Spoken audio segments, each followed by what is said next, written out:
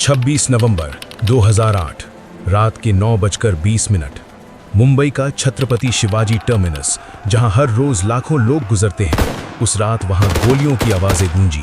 लोग भागे, चीखे, गिरे। लेकिन उसी रात मुंबई से हजारों किलोमीटर दूर एक आदमी एक कमरे में बैठा था, टेलीविजन पर ब्रेकिंग न्यूज देख रहा था और मुस्कुरा रहा था। वो आदमी मुंबई में नहीं था, उसके हाथ में कोई हथियार नहीं था, उसका नाम किसी एफआईआर में पहले दर्ज नहीं हुआ था। लेकिन उस रात जो कुछ भी हो रहा था, 166 लोगों की मौत, 300 से ज्यादा घायल, पूरे देश का दिल दहलाना, उसके पीछे उस एक आदमी का दिमाग था। और सबसे चौंकाने वाली बात, वो आदमी भारतीय था। 26/11 के बारे में आप बहुत कुछ जानते हैं। 10 आतंकी पाकिस्तान से समुद्री रास्ते से आए, कराची से चले, मुंबई पहुंचे।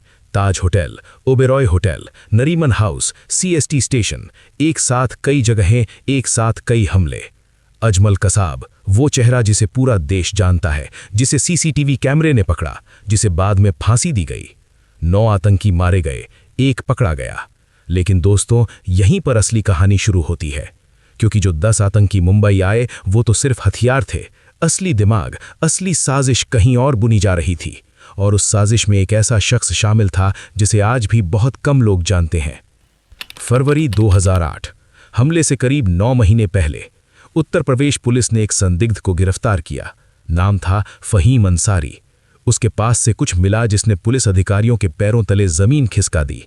मुंबई के अत्यंत बारीक नक्शे, ताज होटल का, सीएसटी स्टेशन का, ओबेरॉय होटल का, नरीमन हाउस का, हर इमारत की हर मंजिल, हर दरवाजा, हर गली, सब कुछ।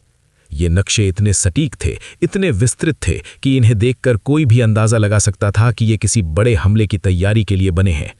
पुलिस ने फहीम अंसारी को उस वक्त गिरफ्तार किया, मामला दर्ज हुआ। लेकिन, और यही वो मोड़ है जो इतिहास की सबसे बड़ी चूक बन गया, वो जमानत पर छूट गया। और फिर 26 नवंबर आया। जब एनआईए ने जांच की तो पता चला कि फहीम अंसारी ने जो नक्शे बनाए थे, वो हूबहू वही जगहें थीं जहां 26/11 के आतंकियों ने हमला किया। वो नक्शे पाकिस्तान भेजे गए थे, लश्कर-ए तैयबा के हाथों तक पहुंचाए गए थे। फहीम अंसारी, एक भारतीय नागरिक, 26/11 का वो किरदार था जिसने पाकिस्तानी आतंकियों को मुंबई का रास्ता दिखाया, शाब्दिक अर्थ में, नक्शे बनाकर। लेकिन रुकिए, कहानी यहां खत्म नहीं होती। फहीम अंसारी अकेला नहीं था। उसी दौरान मुंबई में एक और शख्स था, एक विदेशी, जो टूरिस्ट की तरह घूमता था, कैमरा लटकाए, होटलों में रुकता था, समंदर किनारे जाता था, ताज होटल में चाय पीता था और सब कुछ रिकॉर्ड करता था। उसका नाम था डेविड कोलमैन, हेडली। जन्म से पाकिस्तानी, अमेरिकी पासपोर्ट धारक, असली नाम दाऊद गिलानी। हेडली ने 2006 से 2008 के बीच 5 बार मुंबई का दौरा किया, हर बार एक अमेरिकी पर्यटक की तरह, और हर बार वो उन्हीं जगहों पर जाता था, ताज, ओबेरॉय, नरीमन हाउस, सीएसटी।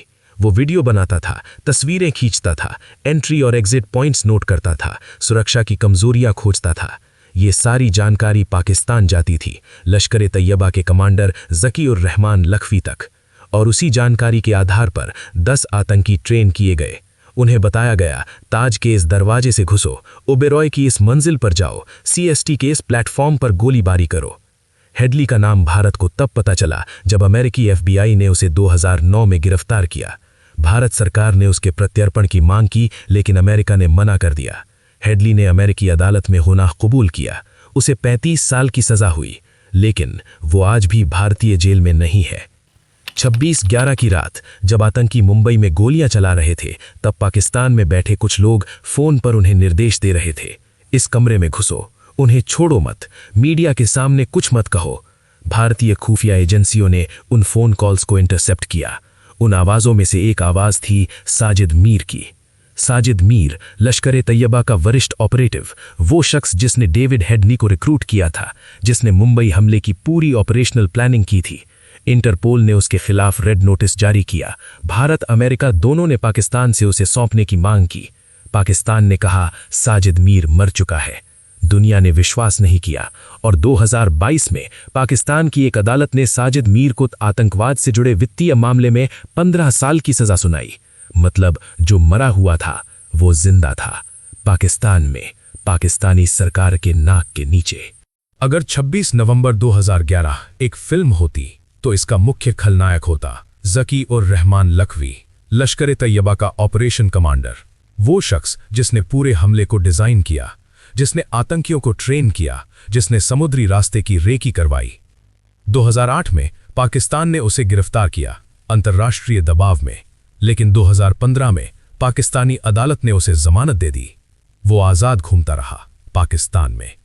2021 में एक बार फिर उसे गिरफ्तार किया गया, इस बार आतंकी वित्त पोषण के मामले में। 15 साल की सजा हुई, लेकिन 166 बेगुनाहों की मौत के लिए उसका कोई अंतर्राष्ट्रीय मुकदमा आज तक नहीं हुआ। वापस आते हैं फहीम अंसारी पर, जो भारतीय था, जो मुंबई में रहा था, जिसने अपने ही देश की धरती का नक्शा दुश्मन को दिया। एनआईए की जांच में सामने आया कि फहीम अंसारी का संपर्क लश्कर तैयबा से 2003-4 से था। उसे पाकिस्तान में ट्रेनिंग दी गई थी। वो एक डीप स्लीपर सेल का हिस्सा था। 26/11 के बाद जब उसे फिर से गिरफ्तार किया गया तो उसके घर से वो सारे दस्तावेज मिले जो उसने मुंबई में रेकी के दौरान बनाए थे। मुंबई की एक सत्र अदालत ने 2009 में फहीम अंसारी और उसके सहयोगी सबाहुद्दीन अहमद को दोषी ठहराया, लेकिन 2015 में बॉम्बे हाईकोर्ट ने सबाहुद्दीन अहमद को बरी कर दिया। फहीम अंसारी का मामला आज भी न्यायिक प्रक्रिया में उलझा हुआ है। दोस्तों, 26/11 को 15 साल से ज्यादा हो चुके हैं, लेकिन कुछ सवाल आज भी हवा में लटके हैं। पहला सवाल, फहीम अंसारी को फरवरी 2008 में जब पकड़ा गया और उसके पास से मुंबई के नक्शे मिले, तब खुफिया एजेंसियों ने उसे गंभीरता से क्यों नहीं लिया? क्या उस वक्त सतर्कता बरती जाती तो 26/11 रोका जा सकता था?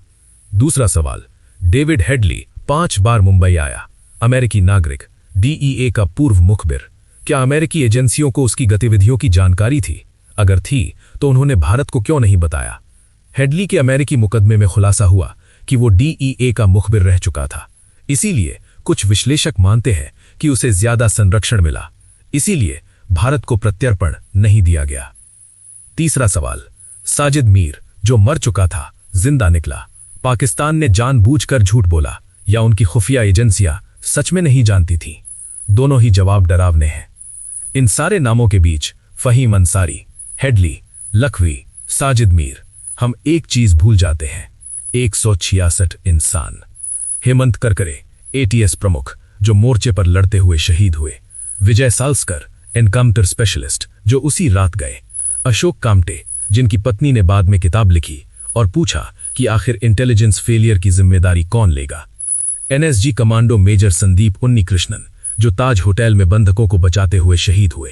उनकी मां आज भी कहती है, मेरे बेटे ने देश के लिए जान दी, लेकिन जिन्होंने ये सब करवाया वो आज भी आजाद है। पाकिस्तान में 26/11 का मुकदमा 2009 से चल रहा है। 7 आरोपी, बार बार तारीखें, बार बार देरी। 2022 में पाकिस्तान की एक अदालत ने लखवी और साजिद मीर को आतंकी वित्त पोषण में सजा दी, लेकिन मुंबई हमले के लिए नहीं।